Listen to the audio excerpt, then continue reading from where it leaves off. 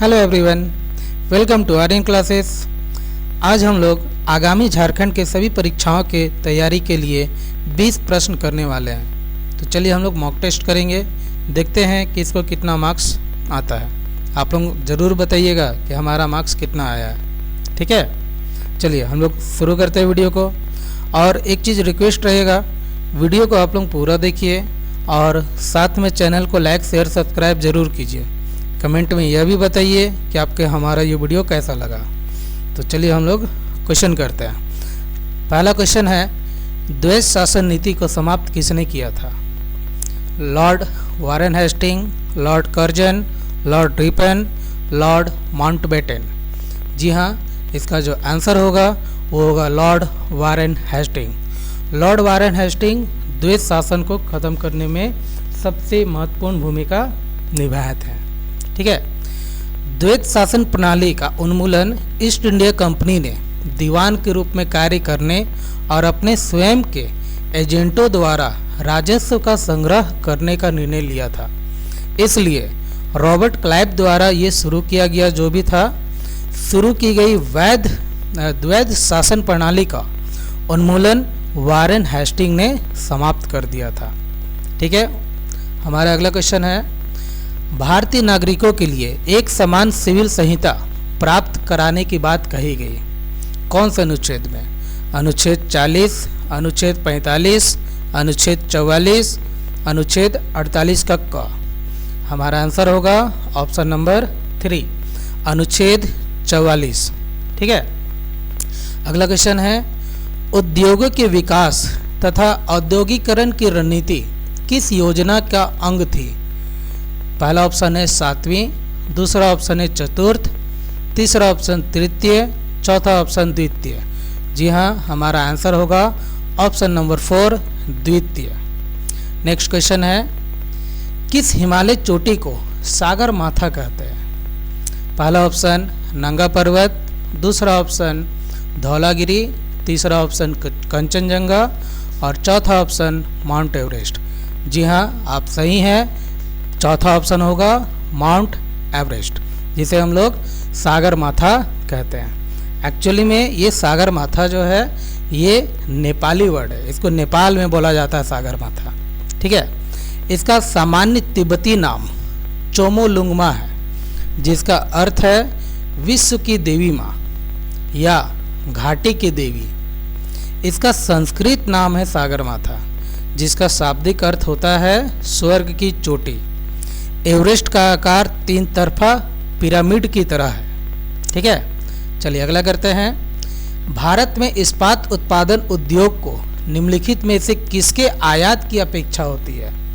पहला option coking कोयला, दूसरा ऑप्शन सोरा, तीसरा ऑप्शन रॉक फास्फेट, चौथा ऑप्शन उपयुक्त सभी। तो हमारा आंसर होगा ऑप्शन नंबर 1, कोकिंग कोयला, ठीक है, जिसको हम लोग खाना वगैरह बनाने में यूज करते हैं। भारत कोकिंग कोयले का आयात करता है। इस्पात उत्पादन में इस्पात के 1 टन उत्पादन के लिए 0.8 टन कोकिंग कोयले की आवश्यकता होती है। अगला क्वेश्चन होगा, बोलोमीटर का उपयोग किसको मापने के लिए किया जाता है? ठीक है, नंबर 1 है ऑप्शन में विद्युत चुंबकीय विकिरण, दूसरा बादल के आधार की ऊंचाई, तीसरा तरल पदार्थ की विशिष्ट गुरुत्व और चौथा है हवा का दबाव। जी हाँ, हमारा आंसर बनेगा नंबर 1, विद्युत चुंबकीय विकिरण, ठीक है। यह है बोलोमीटर यंत्र, इससे हम लोग विद्युत चुंबकीय विकिरण को मापने का यूज करते हैं। बोलोमीटर में एक अवशोषक तत्व होता है, जैसे धातु की एक पतली परत जो एक थर्मल लिंक के माध्यम से थर्मल जलाशय डैट मीन्स स्थिर तापमान का एक शरीर होता है से जुड़ा होता है। इसका परिणाम यह होता है कि अवशोषित तत्व पर पड़ने वाला कोई भी विकिरण उसके तापमान को भंडार के तापमान से ऊपर बढ़ा देता है। अवशोषित शक्ति जितनी अधिक होगी तापमान उतना ही अधिक होगा। हमारा अगला क्वेश्चन है, द्रोणाचार्य पुरस्कार की शुरुआत किस वर्ष हुई थी? Number 1 option 1985, number 2 1986, number 3 1987, number 4 1988। जी हाँ, हमारा आंसर होगा ऑप्शन नंबर 1 1985। द्रोणाचार्य पुरस्कार ये है। ठीक है। 1985 में स्थापित यह पुरस्कार केवल ओलंपिक खेल, पैरालंपिक खेलों, एशियाई खेलों, राष्ट्रमंडल खेलों, विश्व चैंपियनशिप और विश्व कप और क्रिकेट, स्वदेशी खेलों और पासपोर्ट जैसी घटनाओं में शामिल विषयों को दिया जाता है। अगला क्वेश्चन होगा, किस राज्य में रक्षाबंधन दिवस को वृक्ष सुरक्षा दिवस के रूप में मनाया जाता है? पहला ऑप्शन उत्तर प्रदेश, दूसरा ऑप्शन बिहार, तीसरा ऑप्शन मध्य प्रदेश, चौथा ऑप्शन हरियाणा। जी हाँ, हमारा आंसर होगा ऑप्शन नंबर 2 बिहार। ठीक है। नीतीश जी इस दिन एक राखी बांधे थे वृक्ष में, इसलिए वृक्ष सुरक्षा दिवस ये लोग मनाते हैं बिहार में। मुख्यमंत्री नीतीश कुमार ने कहा कि 2012 से बिहार में हम लोगों ने इसे वृक्ष रक्षा दिवस के रूप में मनाना शुरू किया है। 2012 में यह शुरू हुआ था। अगला क्वेश्चन होगा, भारत का दूसरा सबसे लंबा केबल स्थित 8 लेन जुआरी ब्रिज हाल ही में किस राज्य में शुरू किया गया है? नंबर 1 केरल में, नंबर 2 महाराष्ट्र में, नंबर 3 गोवा में, नंबर 4 गुजरात में। जी हाँ, इस पे हमारा आंसर होगा ऑप्शन नंबर 3 गोवा में। ठीक है। ये रहा केबल ब्रिज, इसमें 8 लाइन बनाया गया है और इसका उद्घाटन गोवा में हुआ है। जुआरी ब्रिज उत्तरी गोवा और दक्षिणी गोवा के बीच भारत का एक पुल है। ये नदी है जो कि गोवा का उत्तर गोवा और दक्षिण गोवा में बांटती है। अगला क्वेश्चन है, भारत में प्रथम बार सैनिक शासन व्यवहार में लाया गया किसके द्वारा? क्या शकों के द्वारा, पार्थियनों के द्वारा, ग्रीकों के द्वारा, मुगलों के द्वारा? तो जी हाँ, आपका आंसर सही है, ऑप्शन नंबर 3 ग्रीकों के द्वारा। ठीक है। Police and army under British administration ये आया था, मतलब कि भारत में प्रथम बार सैनिक शासन व्यवहार में लाया गया था। भारत में प्रथम बार सैनिक शासन ग्रीकों यूनानियों द्वारा व्यवहार में लाया गया था। भारत में प्रथम बार सैनिकों के शासन व्यवहार में वाम का श्रेय सिकंदर को जाता है। उनके द्वारा जीते गए प्रदेश को अपने सैनिक अधिकारियों के अधीन रखा गया था। अगला क्वेश्चन है, राष्ट्रपति को लोकसभा में किन 2 सदस्यों को मनोनीत करने का अधिकार है? नंबर 1 एंग्लो इंडियन, नंबर 2 अल्पसंख्यक, नंबर 3 विशिष्ट क्षेत्र के व्यक्ति, नंबर 4 राष्ट्रपति की इच्छा पर निर्भर करता है। जी हाँ, इसका आंसर बिल्कुल सही आप बोल रहे हैं, ऑप्शन नंबर 1 एंग्लो इंडियन। ये थे एंग्लो इंडियन। एंग्लो इंडियन बोला जाता है जो कि दोनों देश, बाहरी देश और इंडिया देश के व्यक्ति होते हैं। ठीक है। जैसे भारत के संविधान के अनुच्छेद 331 के तहत राष्ट्रपति के पास एंग्लो इंडियन समुदाय से 2 सदस्य को लोकसभा में मनोनीत करने की शक्ति होती है। नेक्स्ट हमारा अगला क्वेश्चन, हवा के तेज वेग से बने रेतीले टीलों को क्या कहा जाता है? नंबर 1 हमादा, नंबर 2 सर्क, नंबर 3 ड्यून, नंबर 4 क्लिफ। जी हाँ, आंसर है ऑप्शन नंबर 3 ड्यून। इसे सैंड ड्यून भी कहा जाता है। ये रहा, पूरा रेत से जितना भी रेत का कण होता है हवा के द्वारा वो सब एक जगह इकट्ठा होते जाता है और ऊंचाई बढ़ते जाता है, जिसे ये टीला कहलाता है। ठीक है। रेत के टीले लहरों द्वारा निर्मित रेत की चोटियां हैं। वे काफ़ी हद तक छोटी पहाड़ियों की तरह दिखते हैं। फर्क सिर्फ इतना है कि ये रेत के अनगिनत कणों से बने होते हैं। खैर, हवा टीलों के निर्माण में बहुत अच्छा काम करती है। जब हवा रेगिस्तान में चलती है तो वह रेत के कणों को अपने साथ ले जाती है। हवा जितनी अधिक शक्तिशाली होती है, कण उतने ही दूर तक चले जाते हैं। चूँकि रेत के कण जमीन पर लुढ़कते रहते हैं, इसलिए वे छोटी लहरदार पहाड़ियाँ बनाते हैं। इन्हें टीले कहते हैं। ठीक है। नेक्स्ट क्वेश्चन है, अशुद्धियों के कारण द्रव का क्वथनांक क्या हो जाता है?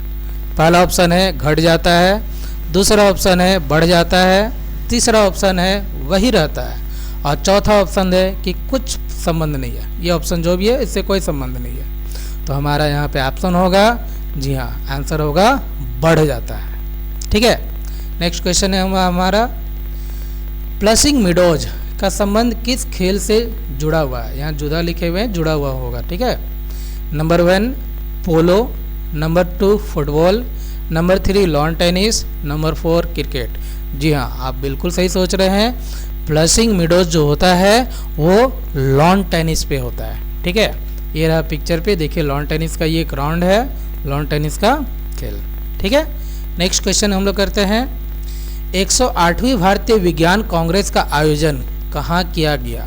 पहला ऑप्शन है नागपुर, दूसरा ऑप्शन पुणे, तीसरा ऑप्शन मुंबई, चौथा ऑप्शन नागौर।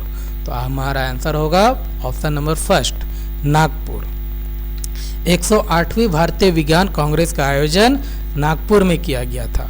ठीक है, 108वें भारतीय विज्ञान कांग्रेस का आयोजन 3 जनवरी से राष्ट्रसंत तुकडोजी महाराज नागपुर विश्वविद्यालय महाराष्ट्र में किया गया।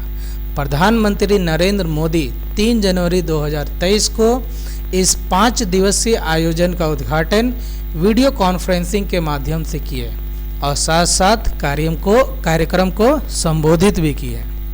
हमारा अगला क्वेश्चन है, डॉक्टर श्यामा प्रसाद मुखर्जी राष्ट्रीय जल और स्वच्छता संस्थान की स्थापना किस राज्य में की गई?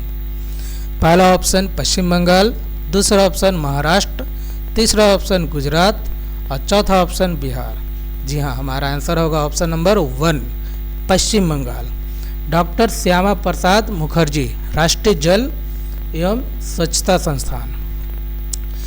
प्रधानमंत्री नरेंद्र मोदी ने हावड़ा न्यू जलपाईगुड़ी वंदे भारत एक्सप्रेस की शुरुआत करने के अलावा 2550 करोड़ रुपए से अधिक मूल्य की अनेक सीवर अवसंरचना परियोजनाओं का शिलान्यास किया। यही नहीं, उन्होंने कोलकाता मेट्रो की जोका तारातला पर्वत लाइन व doctor Shyama Prasad Mukherjee national institute of water and sanitation का भी उद्घाटन किया था। नेक्स्ट क्वेश्चन हम लोग देखेंगे, संतोष ट्रॉफी का संबंध किस खेल से है? जी हाँ, हमने खेल का भी एक वीडियो बहुत ही अच्छा डाला हुआ है, उसमें शॉर्ट में बताया हुआ है। संतोष ट्रॉफी डेट मीन्स भारत को कभी भी संतोष नहीं है, क्योंकि उसने अभी तक फुटबॉल में कोई ट्रॉफी नहीं जीता है, इसीलिए कहते हैं संतोष नहीं है, संतोष ट्रॉफी। ऑप्शन नंबर 1 होगा हमारा फुटबॉल।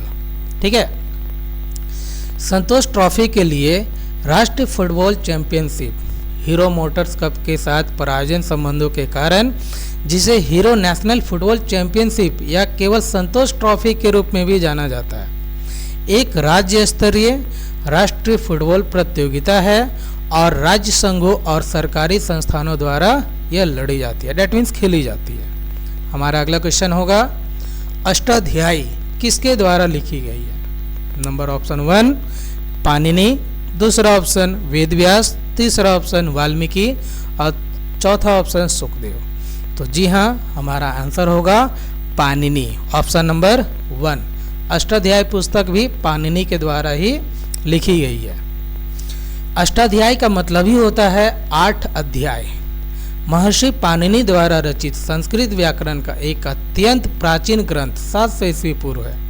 इसमें 8 अध्याय हैं, प्रत्येक अध्याय में 4 पद हैं, प्रत्येक पद में 38 से 220 तक सूत्र हैं। इस प्रकार अष्टाध्याय में 8 अध्याय, 32 पद और सब मिलाकर लगभग 4000 सूत्र हैं। हमारा अगला क्वेश्चन है, भारत का भूकंपीय जोनिंग मानचित्र किसके वर तैयार किया गया है? मतलब किसने तैयार किया गया है, ऐसा क्वेश्चन है। ठीक है, वो गलती से लिखा हुआ है। ऑप्शन नंबर 1 पृथ्वी विज्ञान मंडल, option number 2 NITI Aayog, option number 3 ISRO, option number 4 भारतीय मानक ब्यूरो।